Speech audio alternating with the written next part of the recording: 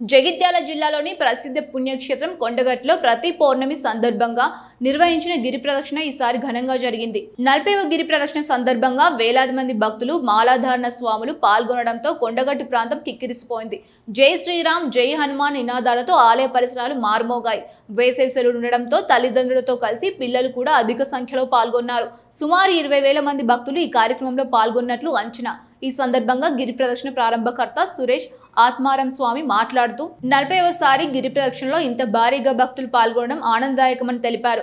హిందువుల ఐక్యత, ధర్మ సంస్థాపనకు ఇలాంటి కార్యక్రమాలు దోహదపడతాయని పేర్కొన్నారు. అలాగే పిల్లల్లో ఆత్మరక్షణ, ధర్మరక్షణపై అవగాహన పెంచేందుకు గంగాధర మండలం గర్షగుర్తి గ్రామంలోని సరస్వతి విద్యాలయంలో మే 1 నుంచి 12 వరకు సమ్మర్ క్యాంప్ నిర్వహిస్తున్నట్లు తెలిపారు.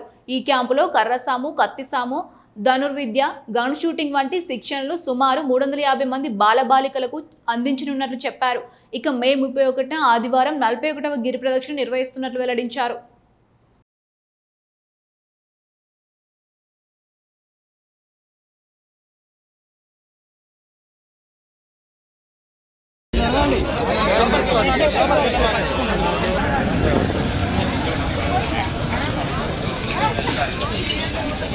ఈ పౌర్ణమి పూట మీ అందరి తరఫున గిరి ప్రదక్షిణ భక్తులందరి తరఫున ప్రతి చిన్న పెద్ద భక్తుడు మొదలుపెట్టిన మొట్టమొదటి వ్యక్తి నుంచి చివరిలో మొదలుపెట్టిన చివరి వ్యక్తి వరకు మధ్యలో ఉన్న మీ అందరికి కూడా శుభం జరగాలని మనస్ఫూర్తిగా ఎవరికి వాళ్ళు పని చేసుకుని ఆనందంగా ఉండండి.